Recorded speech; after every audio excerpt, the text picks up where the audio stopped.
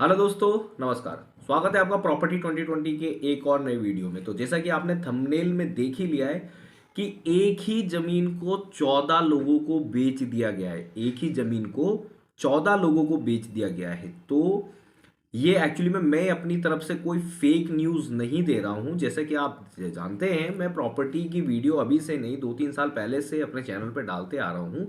और काफ़ी प्लॉट्स मैंने सेल किए हैं, काफ़ी हाउसेस भी सेल किए हैं। बट ऐसा मेरी लाइफ में पहली बार मैं देख रहा हूँ। सुना बहुत बार है पर आज न्यूज़ में भी देख रहा हूँ। तो आप भी चलिए मेरे साथ में ये न्यूज़ देखिए।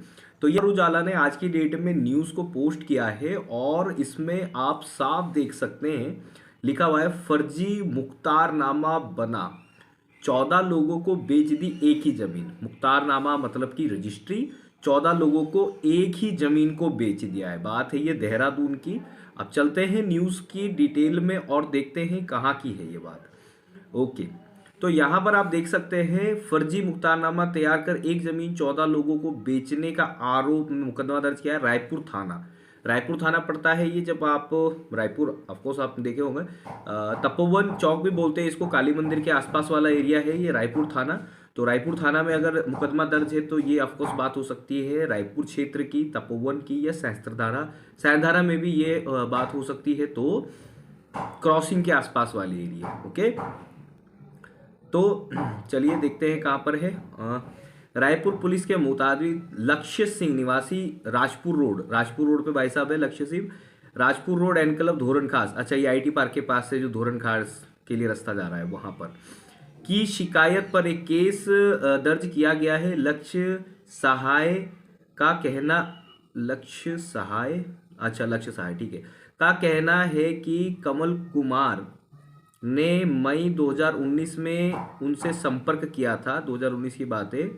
बताया था कि रजत टंडन जमीन के मालिक हैं और उन्होंने जमीन बेचने के लिए मुक्तानामा किया है। ओके, कमल कुमार की बातों पर विश्वास करके लक्ष्य ने भूमि का एक भाग खरीदने के लिए हामी भर दी। 2021 हामी भर दी 21 मई 2019 को रजिस्ट्री कराई गई। 2020 में भूमि पर साफ सफाई, 2020 में रजिस्ट्री कराई गई।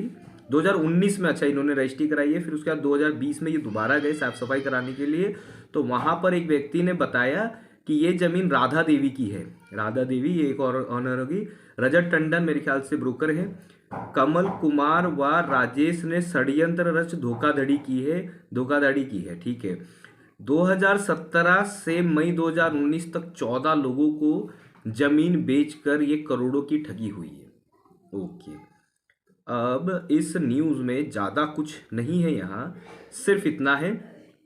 तो ऐसा कैसे हो सकता है, एक आदमी जब अपनी प्रॉपर्टी को सेल कर रहा है तो रजिस्ट्री होती है ऑफ कोर्स। रजिस्ट्री के साथ साथ पूरे पेपर्स कचहरी में जमा किए जाते हैं। तो आप जब अपने लॉयर से उस जमीन के बारे में पता लगाते हैं, उस लॉयर को प्रॉपर्टी के पेपर भेजते हैं, तो वो आपके लॉयर फीस नहीं लेते आपकी रजिस्ट्री कराने में।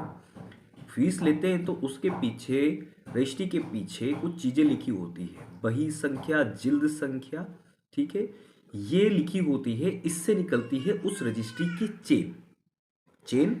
अगर दाखिल खारिज बंद हो रखी है तो रजिस्ट्री की चेन ऑनलाइन नहीं निकलेगी पर रजिस्ट्रार ऑफिस में तो निकलेगी, वहां तो निकल सकती है। तो आप जब उनको फीस दे रहे तो आप ये सब चीजें चेक क्यों नहीं करवाते हैं? अपने वकील को क्यों नहीं बोलते कि भाई ये जमीन जो लास्ट ऑनर मेरे को सेल कर रहा है क्या उसी के पास है?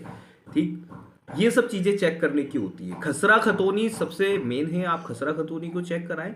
और मैं इस न्यूज को जेन्युइनली नहीं मान रहा हूं, ठीक है, क्योंकि अगर इतनी बड़ी बात है, करोड़ों की फिरौती का मामला है, तो ये छोटा सा एक आर्टिकल देने भर से नहीं हो जाता। इनको डिटेल्स देनी चाहिए कि कहाँ की जमीन, क्या खसरा क्या खतौनी, कुछ तो मालूम हो। 14 लोगों को 2017 से 2019 के बीच में 14 लोगों को जमीन बेच दी है, इतना ही है। ठीक है, मैं प्रॉपर्टी डीलर हूं। मैं 2020 से इस चैनल पे कंटिन्यू प्रॉपर्टी की वीडियो डाल रहा हूं। मैंने कई लोगों को प्लॉट सेल किया है। मेरे पास कमेंट आते हैं, आप चैनल में जाके देख सकते हैं, मेरे पास कमेंट आते हैं कि वॉइस क्लियर नहीं आ रही है, या फिर विजिट करा सकते हो, या फिर बोल देते रेट ज़्यादा है, जबकि मैं सबसे कम रेट में प्रॉपर्टी की वीडियोस डालता हूँ। खैर कोई बात नहीं, बट आज तक किसी का धोखाधड़ी का ऐसा नहीं आया। हाँ, कुछ लोग मेरे को ही गाली देने लगते हैं, आएंगे और बोलेंगे कि जी ये प्लॉट मुझे पसंद आ गया, और उसके बाद 6-6 महीने तक उनका आता पता नहीं रहेगा, ना टोकन हुआ ना बयाना हुआ। 6 महीने बाद आके फिर मुझे गालियाँ देते हैं कि मैं बोल के गई थी जब ये प्लॉट मेरा है तो तुमने इसको किसी और को कैसे दे दिया, तुम में कीड़े पड़ेंगे तुम। तो खैर कोई बात नहीं, बड़े हैं, दे सकते हैं गाली। तो आप लोग देखिए, सिंपल है, जब आप जमीन परचेस करते हैं, जमीन के पेपर्स आप चेक कराते हैं, तो आप जिस भी वकील से अपनी जमीन के पेपर की रजिस्ट्री करवा रहे हैं, उस वकील को आप बोलें कि इसकी चेन चेक करेंगे, लास्ट रजिस्ट्री किसके नाम पे है। उसके रजिस्ट्री के पीछे एक स्टैंप लगी होती है जिसमें रजिस्ट्रार के साइन होते हैं, वो ऐसी ही शोबाजी के लिए नहीं होती। उसमें बही संख्या, जिल्द संख्या, खाता संख्या, सब चीज़ मेंशन होती है। तो जो रजिस्ट्रार ऑफिस में इतनी मोटी फाइल जमा होती है ना, उसमें डिटेल होती है पूरी, ठीक है। तो वहां से आपको पता लग जाएगा लास्ट सेलर कौन है, लास्ट बायर कौन है, और आप किसके पास से जमीन को परचेस कर रहे हैं। इन बिटवीन उस जमीन का दाखिल खारिज नहीं हो रखा है तो भी रजिस्ट्रार ऑफिस से आपको उसकी डिटेल मिल जाएगी, ठीक है। अभी मैं दूसरा प्लान कर रहा हूं कि R3 और MDDA क्या है, इनके ऊपर पूरी, MDDA अप्रूव्ड क्या है, MDDA क्या है, इनके ऊपर मैं पूरी एक वीडियो बनाने के लिए, जिससे आपको बहुत ही ईजी हो जाएगा। आप जैसे बाहर से आ रहे हैं, देहरादून में ज़मीन देख रहे हैं, तो एक तरीके का डर बना रखा है आपने अपने दिल में कि MDDA अप्रूव्ड ही खरीदना है, R3 नहीं ले सकते। तो ऐसा कुछ नहीं है, आप R3 को भी खरीद सकते हैं, आप R3 को सेल्फ अप्रूव करवा सकते हैं।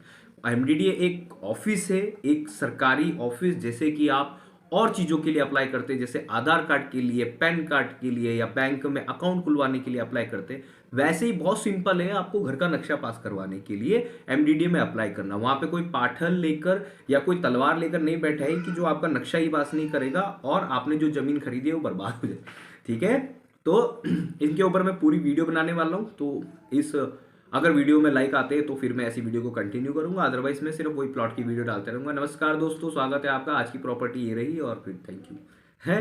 तो बस, अगर वीडियो अच्छा लगा हो, thanks for watching, will see you in the next video.